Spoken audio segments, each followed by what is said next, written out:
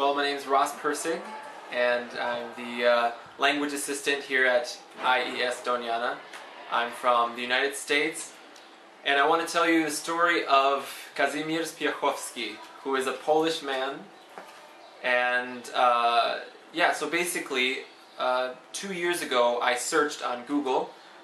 I just thought, I don't know how I thought that, but I typed "escape from Auschwitz," and because I was thinking of a movie idea, and I wanted to see if there were any people that actually escaped from the concentration camp in Germany, that is Auschwitz. Horrible place where millions died. And then I read his story, Kazimierz's story, and his crazy story of how he and 3 other guys, they dressed up like Nazi soldiers. They put on the uniforms, they snuck in, they got the weapons and everything, and they stole a car, and they drove the car out of the gates. And as they're driving out, and another thing is Kazimierz, he spoke German as well as Polish. So they're driving towards the gate, and the gate isn't opening, and they say, okay, well, this is not going to work. We're going to have to kill ourselves because this is going to fail. This plan's going to fail. And as they're getting closer and closer, and there's a guard at the gate, and he's not opening, the guy behind Kazimierz says, "Kazik, zrób coś, do something. You have to do something." So he knew that this moment was life or death. He had to do something, or they were going to die. So he steps out of the car, he stands, and he yells at the soldier at the gate, "Open the door, or open the gate, or I'll open you up," or something like that. And the guy, he opens the gate, and they drive away to freedom. So I thought, what an inspiring, unbelievable story of hope in a hopeless place, bravery, and talent too, because he was able to act to save his life. And I'm an actor, so I think that's amazing. Because he acted and he was speaking a foreign language to save his life. And I love foreign languages too. So I was just in love with this story. I needed to find more. And I look on Google. I look on Google and I see he's still living. He's 97 years old and he lives in Poland. And at the time when I read this, I was in Wisconsin. And I thought, okay, I have to meet him somehow, but I don't know how.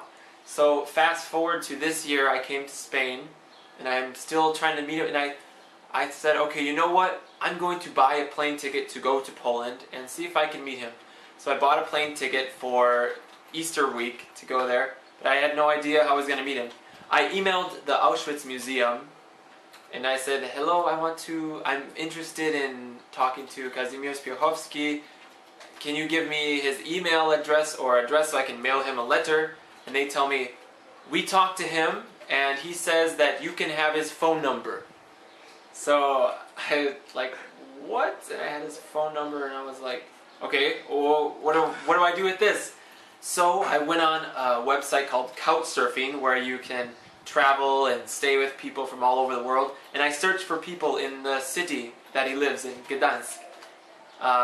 And I emailed this man. I said, I want to meet Kazimierz Piechowski. Do you know who he is? Can you help me meet him? And this guy said, yes, I know who he is. How do you know him? This is amazing. I want to meet him too.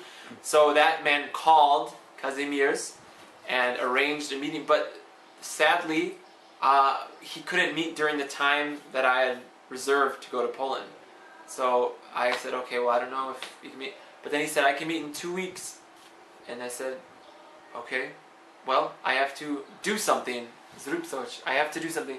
Because if I don't go now, I will never see him, and I don't know if I'm going to stay in Spain or if I'm going to go. So I bought a ticket, and we went, and we found his house, and we met him, and he invited us in his home, and he talked to us. And he's 97, and he sit down, and he said, do you want any wine to drink? Oh, we're drinking his wine, or I think it was his gin or something, and looking at his books and talking, and we just shared the afternoon with him. For me, it was a dream. And I told him, write down zrób coś, do something, because that for me was like my carpe diem, do something, because I want to remind myself to do something with your life.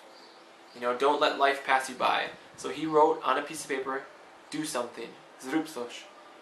And I took this piece of paper to my friend Jorge, who does tattoos here in Almonte, and I got the tattoo on my arm. I don't know if you can see it. So it says zrób coś, and that is his handwriting.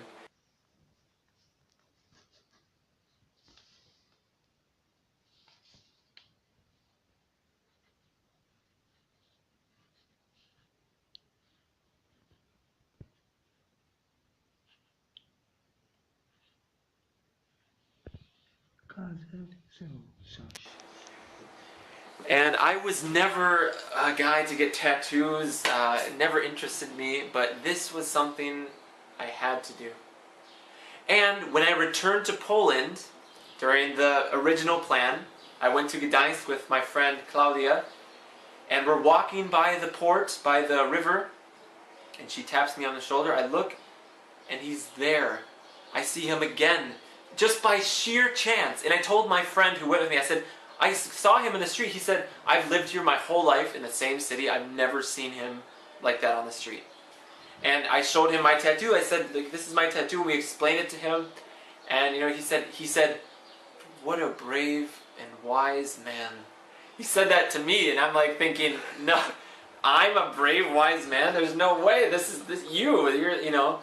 But I just thought I just thought some things in life, it's like fate. It's like destiny. Part of me is a realist, part of me is idealist, and I think if I didn't get to go that original time, at least I would have been able to see him. But I just think that everybody needs to hear his story.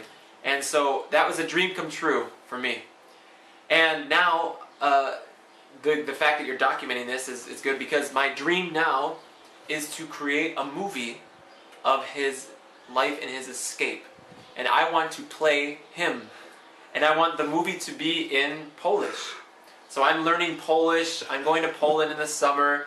And hopefully in 5 years, we'll be filming Escape from Auschwitz. So fingers crossed. And yeah, zrób coś, do something.